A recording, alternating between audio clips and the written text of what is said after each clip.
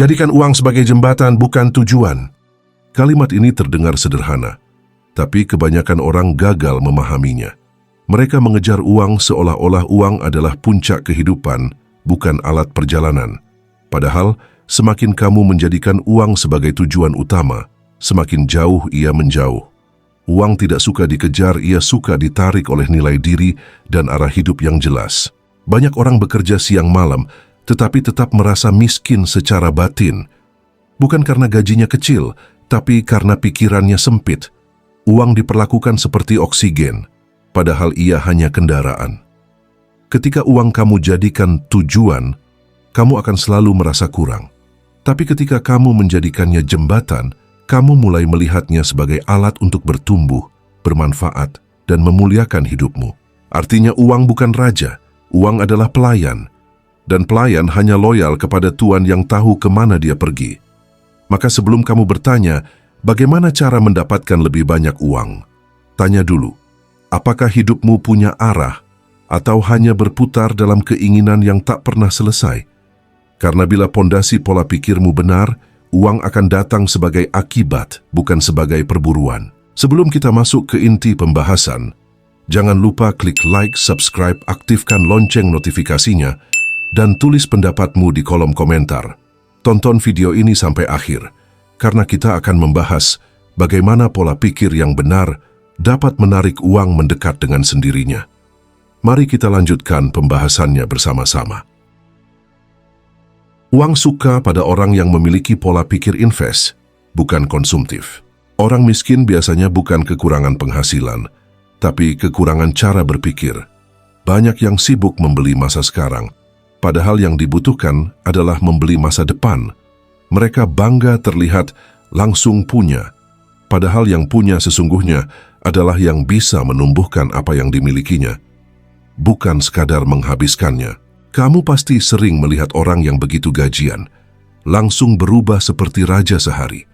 Makan mewah, nongkrong mewah, gaya mewah. Padahal hidupnya tetap berat 7 hari kemudian. Mereka mengejar kesenangan cepat, tetapi kehilangan kesempatan jangka panjang. Yang mereka anggap self-reward ternyata hanyalah self-sabotage versi modern. Uang tidak betah di tangan orang yang hanya bisa memakannya. Uang butuh tempat untuk berkembang, dan tempat berkembangnya adalah kepala dan sikap hidupmu. Kalau pola pikirmu konsumtif, uang hanya lewat. Tetapi bila pikiranmu produktif, ia menetap, bertambah, lalu menarik temannya datang lebih banyak lagi. Disinilah makna kalimat bijak itu. Uang adalah tuan yang buruk, tetapi uang bisa menjadi budak yang baik. Artinya, bila kamu hidup dikendalikan uang, kamu akan selalu merasa tertekan, takut kehilangan, dan merasa tidak pernah cukup.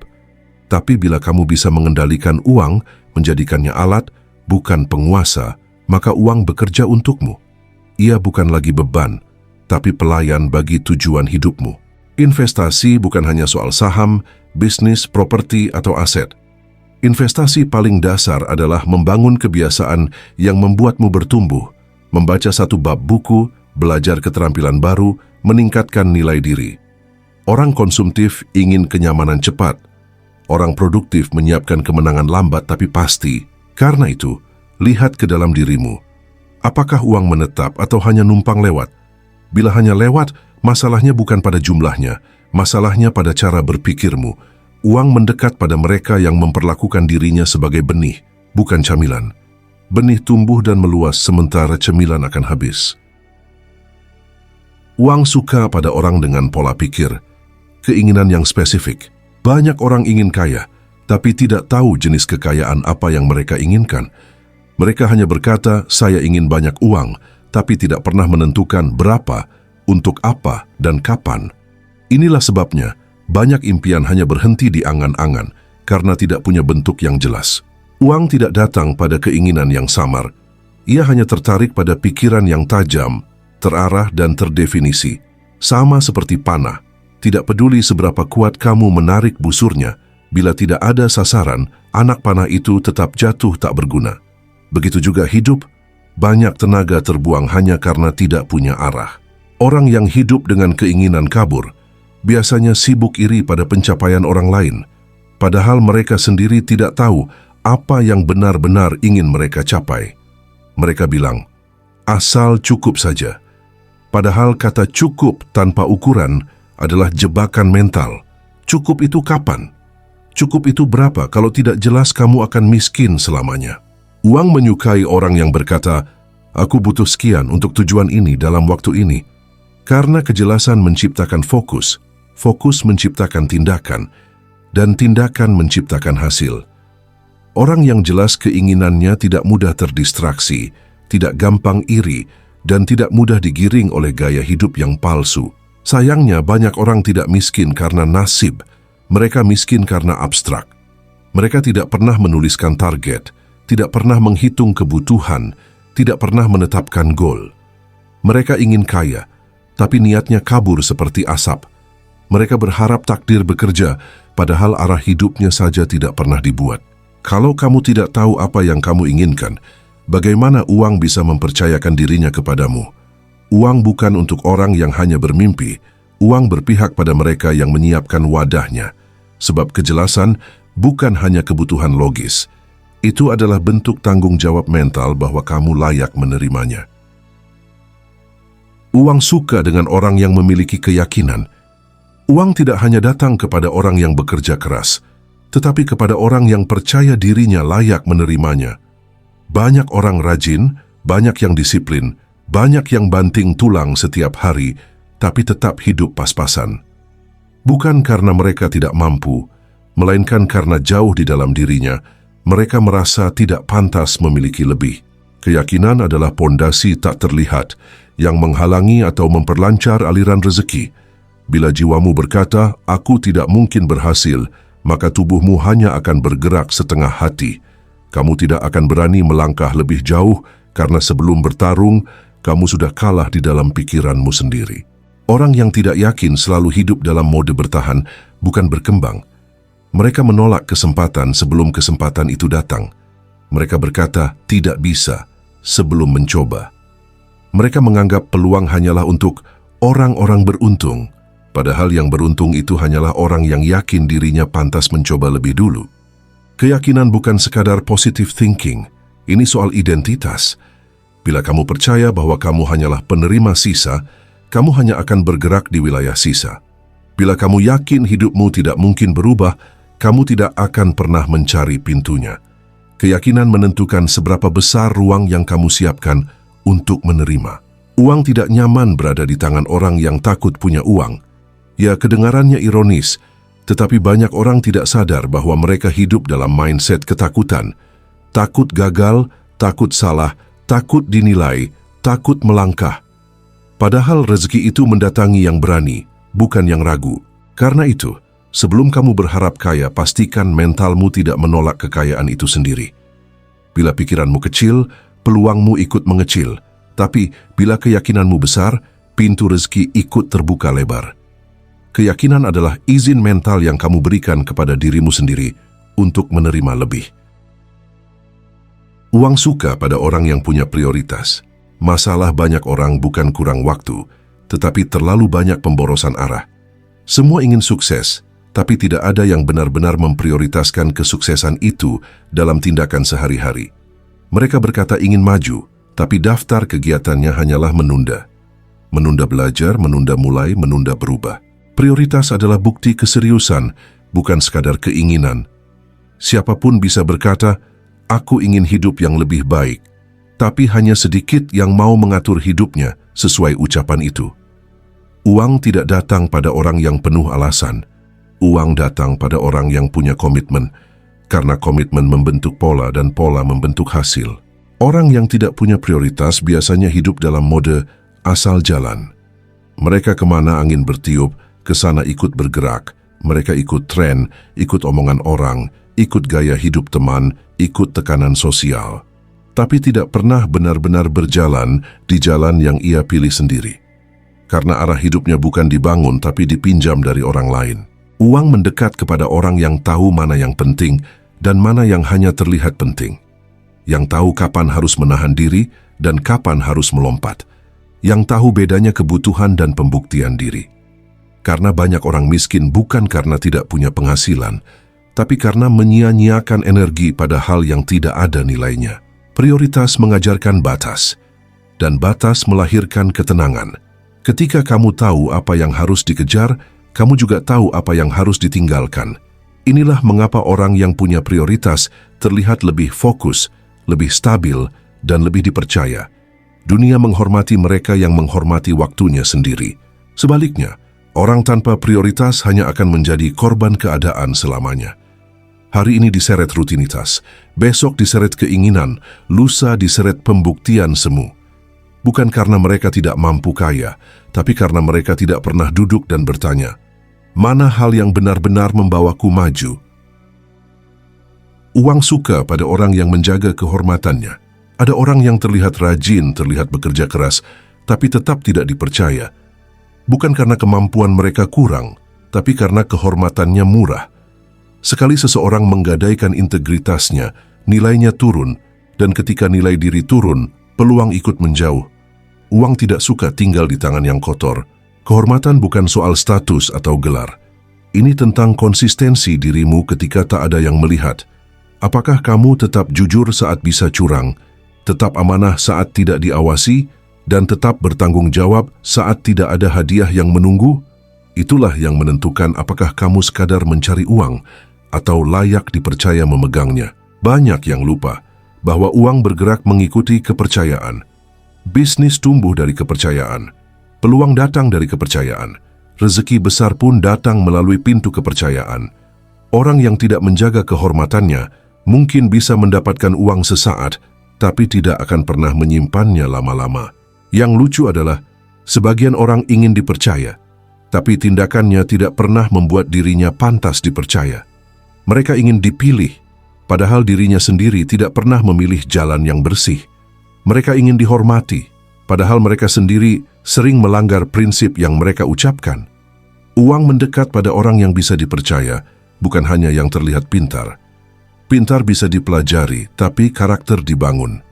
Ketika orang lain yakin kamu amanah, kesempatan datang tanpa perlu kamu minta. Dan ketika namamu bersih, reputasimu bekerja lebih cepat daripada mulutmu.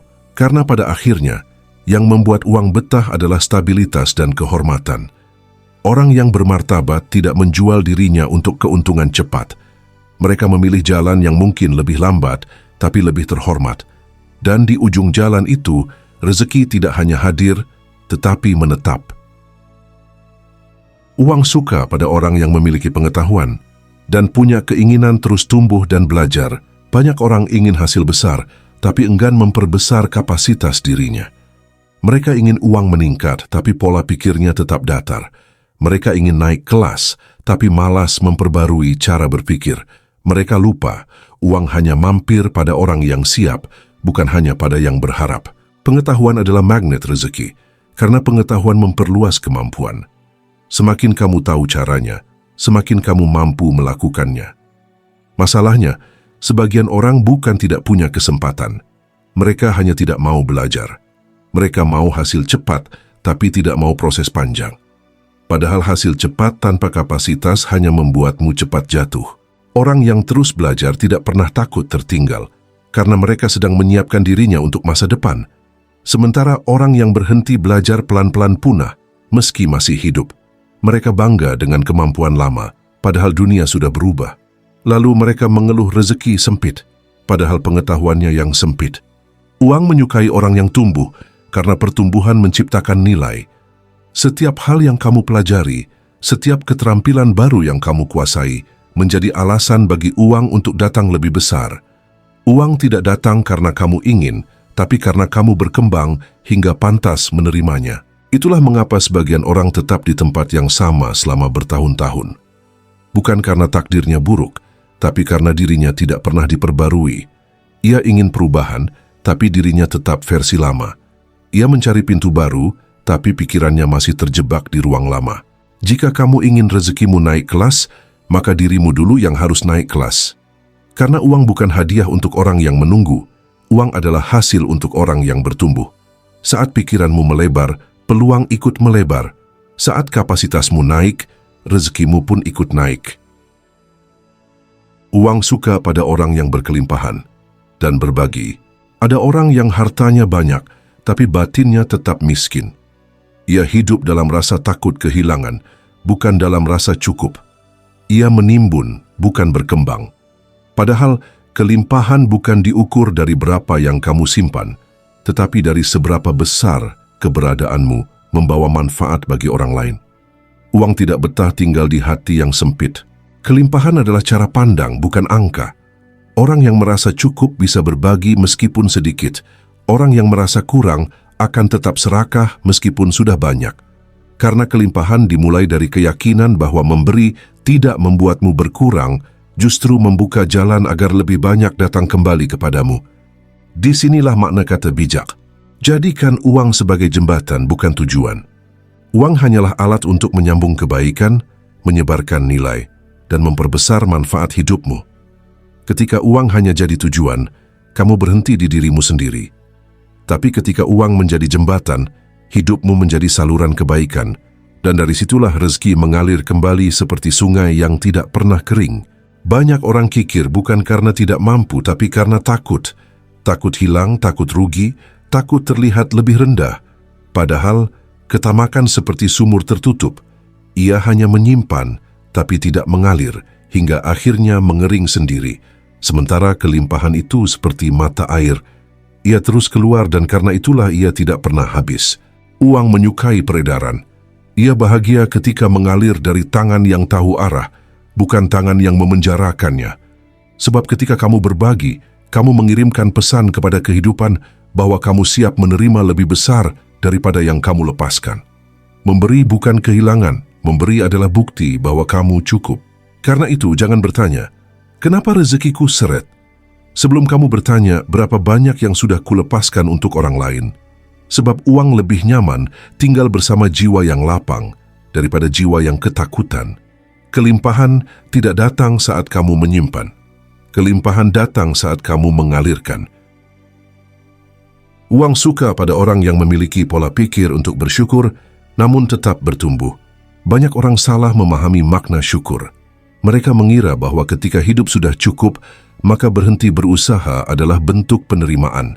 Padahal dalam filosofi para stoik terdahulu, syukur bukanlah titik berhenti, tetapi titik tolak untuk naik ke level berikutnya. Syukur adalah bahan bakar, bukan rem. Ia bukan penenang untuk malas, tetapi pengingat bahwa kamu sudah sejauh ini dan masih bisa lebih jauh lagi. Orang yang benar-benar bersyukur adalah orang yang menjadikan nikmat itu dengan peningkatan kualitas diri. Kalau kamu punya ilmu, kamu tingkatkan. Kalau kamu punya rezeki, kamu kelola. Kalau kamu punya peluang, kamu tebarkan manfaatnya. Banyak orang miskin yang duduk pasrah sambil berkata, yang penting bersyukur, padahal yang mereka lakukan bukan syukur, melainkan menyerah.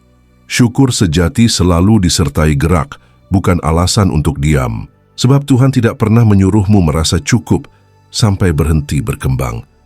Dia hanya menyuruhmu merasa cukup dari hal yang tidak perlu, agar kamu bisa fokus bertumbuh di hal yang memang penting. Kita seringkali membatasi diri dengan kalimat, aku sudah cukup begini saja, padahal jauh di dalam hati kamu tahu. Kamu seharusnya bisa lebih baik, lebih luas manfaatnya, lebih tinggi derajatnya. Stoik mengajarkan penerimaan terhadap apa yang terjadi, tetapi tidak pernah mengajarkan kepasrahan buta. Terima masa lalumu, iya, tapi terus bertumbuh untuk masa depanmu. Bersyukur atas apa yang kamu miliki, iya, tapi tetap bekerja agar besok kamu punya lebih banyak hal yang bisa kamu syukuri lagi. Karena sejatinya, syukur itu bukan penutup perjalanan. Syukur adalah bahan bakar perjalanan. Pada akhirnya, orang-orang yang benar-benar merdeka secara batin adalah mereka yang punya hubungan yang sehat dengan uang, bukan diperbudak olehnya, bukan pula membencinya, tetapi menjadikannya alat untuk tumbuh dan memberi manfaat. Sebab seperti kata bijak, jadikan uang sebagai jembatan, bukan tujuan. Ketika uang menjadi jembatan, kamu berjalan melampauinya. Tetapi jika uang menjadi tujuan, kamu akan berhenti di situ dan tersesat selamanya. Kita hidup di era di mana banyak orang mengejar kekayaan, tetapi hanya sedikit yang mengejar kebijaksanaan. Padahal uang bisa hilang, tapi ilmu yang melahirkan uang bisa kembali melahirkan rezeki lagi dan lagi. Karena itu, manusia yang paling berbahaya bagi kemiskinan adalah manusia yang gemar belajar. Dan manusia yang paling aman dari kehancuran finansial adalah manusia yang memiliki kesadaran diri, kontrol emosi, serta mentalitas bertumbuh. Stoik mengajarkan kita bahwa bukan jumlah uangnya yang menentukan kualitas hidup, tapi kualitas jiwa orang yang memegang uang itu. Ada orang kaya yang hampa, ada orang sederhana yang lapang, ada yang memiliki banyak tapi merasa kurang, dan ada yang memiliki cukup tapi pikirannya luas seperti lautan. Perbedaan mereka bukan pada dompet, tapi pada pola pikir dan cara memaknai hidup. Jika kamu mau hidup lebih baik, bukan hanya isi rekeningmu yang perlu diperbaiki, tapi isi pikiranmu. Sebab sebelum uang datang ke tanganmu, ia datang dulu ke cara berpikirmu. Sebelum rezeki mengalir ke hidupmu, ia mengalir ke kebiasaan dan keputusanmu.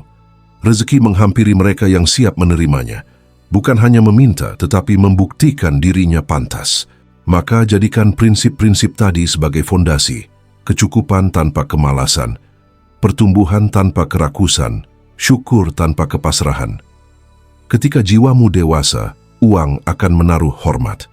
Ketika pikiranmu matang, rezeki akan merasa aman untuk tinggal.